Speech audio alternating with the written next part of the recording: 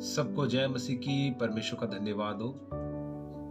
मैं पास्टर सुरेंद्र सिंह आप सभी का the power of God ministry में स्वागत करता हूं और आज एक वचन आपके साथ शेयर करना चाहता हूं। मत्ती के सुसमाचार से उसका 13 अध्याय।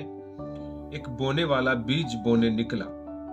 बोते समय कुछ मार्ग के किनारे गिरा और पक्षियों ने आकर उन्हें चुग लिया।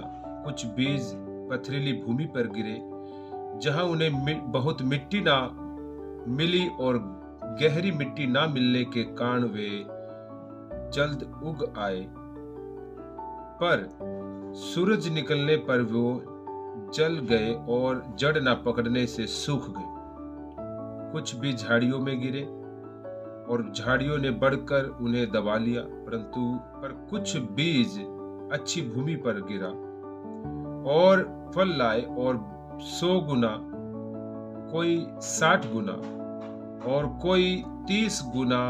4 प्रकार की फील्ड को हम देखते हैं, भूमि को देखते हैं, खेत को। 4 प्रकार में से एक ये था कि जब बोने वाला बीज बोने के लिए निकला तो वो जब बो रहा था, कुछ मार्ग के किनारे गिरा है, कुछ पथरीली भूमि पर गिरा है, कुछ झाड़ियों के बीच में गिरा और कुछ अच्छी भूमि पर गिरा।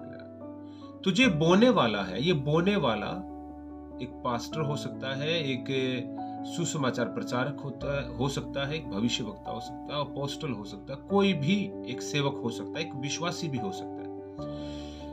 और बीज, ये बीज है परमेश्वर का वचन। बीज जब बोया ही गया था तभी आकर पक्षी उसको उठा के लेके गया। पक्षी शैतान को दर्शाता है। ये बीज अगर उग कर आ जाता और ये एक पौधा या एक पेड़ बन जाता तो पक्षी इसको उठा के नहीं लेके जाता। लेकिन पक्षी कब उठा के लेके गया? पक्षी ने तब उठाया जब ये बोया गया, जब ये भूमि पर गिरा। जैसे ही गिरा तुरंत उठा के उसको लेकर गया।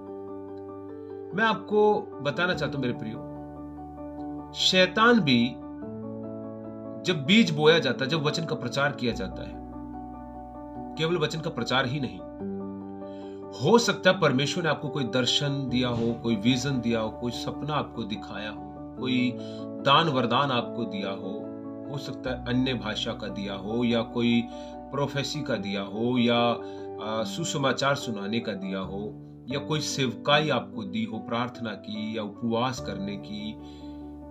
जब आपको वो मिला है, उसी समय शैतान की एक 101% कोशिश होती है कि वो जैसे आपको मिला, जैसे आपने उसको रिसीव किया, उसी समय उसको वो चुरा सकता है, उसी समय उसको उठा के वो लेके जा सकता है। क्योंकि उसका मकसद ही ये है कि वो बीज को उगने ना दे।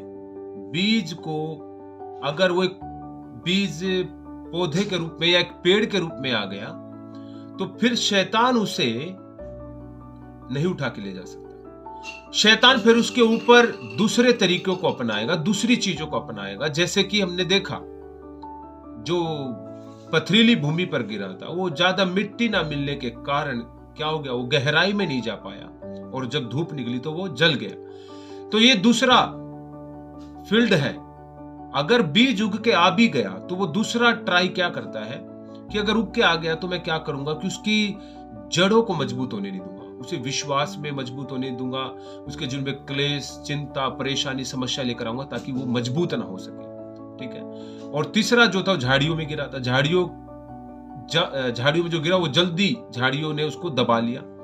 उग के आ गया, बढ़ तो रहा था लेकिन झाड़ियां जल्दी बढ़ गई। यानी कि उसके अंदर जो उसे मिला था दान वरदान, या कोई अभिषेक, या कोई सामर्थ के काम, या उसको जो परमेश्वर ने दी, जो सेवकाई हो सकता, प्रचार की, सुसमाचार की, है ना। आज कलीसिया में आने वाले बहुत लोगों के पास परमेश्वर ने दिया हुआ वरदान है, सामर्थ के काम कर सकते हैं। वो कलीसिया में आते हुआ कोई भी व्यक्ति ये नहीं कह सकता मेरे पास कुछ नहीं। सबके पास परमेश्वर ने कुछ ना कुछ दिया। लेकिन शैतान क्या करता है, शैतान एक एक स्टेज है, एक एक लेवल है, उसके ऊपर वो काम करता है। मैंने बताया पहले, पक्षी उठा के ले गया जैसे वो गिरा। दूसरा, पथरीली भूमि पर आया तो जड़ ना मजबूत होने की वजह से वो सूख गया जब धूप आई, तो जब क्लेश, समस्या, परेशानी। तो तीसरा, झाड़ियां, यानी कि घर की समस्या, मोह माया, दुनियादारी की चीजें, शारीरिक अभिलाषा, दुनिया की अभिलाषा, आंखों की अभिलाषा, पैसे की अभिलाषा और बहुत कुछ है। बहुत सारी अभिलाषा होती है इंसान के जीवन में। वो व्यक्ति क्या करता है, शैतान के सामने वो कमजोर पड़ जाता है। जब शैतान उसके जीवन में अभिलाषाओं को, चीजों को, समस्याओं को बड़ी बनाने लगता है, उसके सामने प्रॉब्लम्स को लेकर आता है, तो वो प्रॉब्लम ज्यादा बड़ी हो जाती है। उसका आत्मिक जीवन, प्रार्थना का जीवन या उसका उपवास का जीवन जब कम हो जाता है, तो वो व्यक्ति मजबूत नहीं रह पाता। वो झाड़ियां फिर उसे दबा लेती है।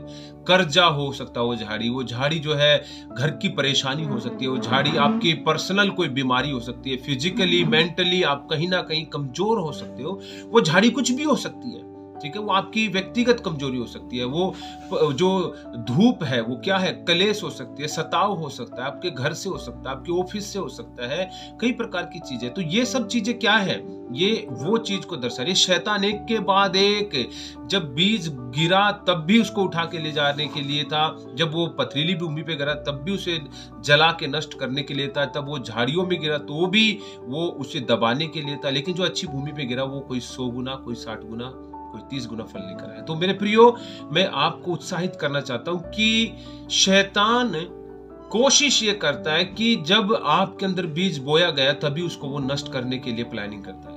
तो मैं आपको ये उत्साहित करूंगा, जितना हो सके अपने आप को प्रार्थना में, उपवास में, वचन में, परमेश्वर की हुजूरी में बिताइए। टेंशन फ्री रहे, स्ट्रेस फ्री रहे।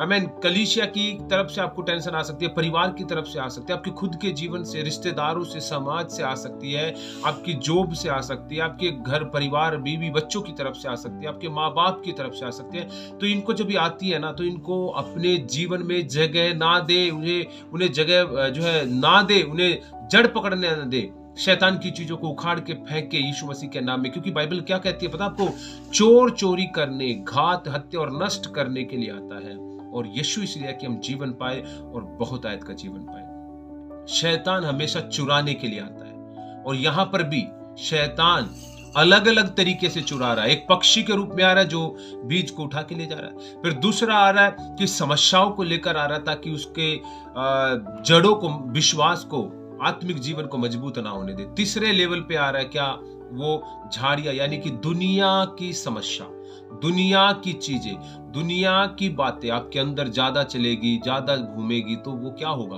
आपके विश्वास को कमजोर बनाएगी, आपकी आत्मिक लाइफ को कमजोर बनाएगी। मेरे प्रियो, जितना हो सके परमेश्वर में बढ़े, उपवास करे ज्यादा से ज्यादा, प्रार्थना करे ज्यादा से ज्यादा, और परमेश्वर से बल मांगे, सामर्थ्य मांगे परमेश्वर से, और उस चोर की पहचान करे। आमीन। अपने अंदर गिरे बीज को मैं फिर से कह रहा हूं, उस गिरे हुए बीज को जो परमेश्वर का वचन है, उसे आमीन मजबूत एक पौधा और एक पेड़ बनने दो, ताकि आप उस पेड़ के फल खा सको, उसकी छाया में रह सको। आमीन। आप उससे आशीष पा सको। और बीज परमेश्वर का वचन है। ये परमेश्वर का वचन ही है जो आपको और मुझे आशीषित करता है। जब ये बढ़ेगा हमारे अंदर, जब ये बाइबल की बातें हमारे अंदर बढ़ेगी, जब हम वचन में बढ़ेंगे, जब इसके अकॉर्डिंग हम जिएंगे, तो यही है हमारे लिए रास्ते खोलेगा, यही हमें आशीष की तरफ लेकर जाएगा। आमीन। दुनिया नहीं, दुनिया की चीजें नहीं, लोग नहीं। आमीन। इसमें मजबूत हो जाओ। दुनिया में मजबूत नहीं होना, परमेश्वर के वचन में मजबूत होना है। हालेलुया। अपनी चीजों को जितना हो सके, आमीन, दुनियादारी से, शारीरिक अभिलाषाओं से और समस्या, टेंशन, इन सब चीजों से आमीन कट आउट करके, खत्म करके प्रभु के वचन में ज्यादा समय बिताओ, क्योंकि जहां आप ज्यादा समय बिताओगे वही चीज आपके अंदर ज्यादा बढ़ेगी। अगर आप दुनिया में ज्यादा समय बिताओगे, दुनिया की बातों के बारे में ज्यादा सोचेंगे, तो होगा क्या, वो चीज एक दिन आपको दबा लेगी। आज आप ये सोचिए कि आपके अंदर सबसे ज्यादा क्या बढ़ रहा है। क्या आप सबसे ज्यादा समय वचन, प्रार्थना, उपवास में, आराधना में बिताते हो, मीटिंग्स में बिताते हो, परमेश्वर की हुजूरी में बिताते हो? आमीन। तो वो चीज आपके अंदर बढ़ेगी और एक दिन शैतान कमजोर पड़ेगा। हालेलुया। वचन कहता है शैतान का सामना करो, तुम्हें छोड़ के भाग जाएगा। परमेश्वर के सारे हथियार बांध लो, परमेश्वर की शक्ति में प्रभावशाली हो जाओ, ताकि तुम शैतान की युक्तियों का सामना कर सको। हालेलुया। शैतान तुम्हें छोड़ के भाग जाएगा। रोमियो की पत्री 16, 19 और 20 में कहता है भलाई करो, बुद्धिमान बनो और पाप से अज्ञात रह जाओ। आमीन, पाप के लिए ऐसे हो जाओ कि मैं तुम्हें जानता नहीं, मर जाओ, आमीन, और प्रभु में जियो और आगे बढ़ो, हालेलुया, तो शांति का परमेश्वर शैतान को तुम्हारे पांव से शीघ्र ही कुचलवा देगा। पौलुस की तरह ये कहे कि मैं मसीह के साथ क्रूस पर चढ़ाया गया और मैं जीवित न रहा, पर मसीह मुझ में जीवित है, हालेलुया। और अब मैं जो जीवित हूं तो केवल उस विश्वास से जीवित हूं जो परमेश्वर के पुत्र पर है, जिसने मेरे लिए अपनी जान दी और मुझे बचाया है। मैं उसी से जीवित हूं। अपनी अभिलाषाओं को, घमंड को, अहंकार को, चीजों को मारे, क्योंकि शैतान उन्हीं को हथियार बनाता मैं गिराने के लिए। इसलिए ज्यादा से ज्यादा परमेश्वर के वचन के आधार पर जीने की कोशिश करें, वचन के आधार पर आगे बढ़े।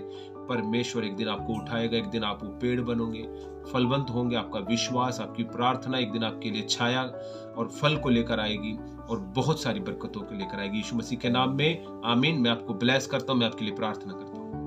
प्रभु, मैं प्रार्थना करता हूं जितने मेरे प्रिय भाई बहन प्रभु आज के इस वचन को सुना है, इस वचन के द्वारा ये आशीष है, यीशु के नाम में 100 गुना फल लेकर आए प्रभु। ये वो फलवंत बने, इनका हृदय रूपी वो जमीन यीशु मसीह के नाम से वो फलवंत हो जाए, आशीषित हो जाए और प्रभु में बढ़ती चली जाए। प्रभु मैं दुआ करता हूं ये तेरे वचन को जगह देने वाले, तेरे वचन को बढ़ाने वाले बने प्रभु। इनके अंदर तेरा वचन बढ़े और वचन एक दिन इनके लिए वो पेड़ बन जाए जिसे शैतान उखाड़ नहीं सकेगा। आमीन, हालेलुया। विश्वास का पेड़ और सामर्थी पेड़ ये बन जाए प्रभु, मैं दुआ करता हूं। मैंने आशीष देता हूं यीशु के सामर्थी नाम में, आमीन। Praise the Lord. और परमेश्वर आपको आशीष दे। जरूर इस वीडियो को लाइक, शेयर और कमेंट करें। इंस्टाग्राम पे देखते हैं तो हमें फॉलो करें, the power of God ministry को। TPG आशीष करेगा और हमारे YouTube चैनल को भी सब्सक्राइब करें। God bless you. जय मसीह की।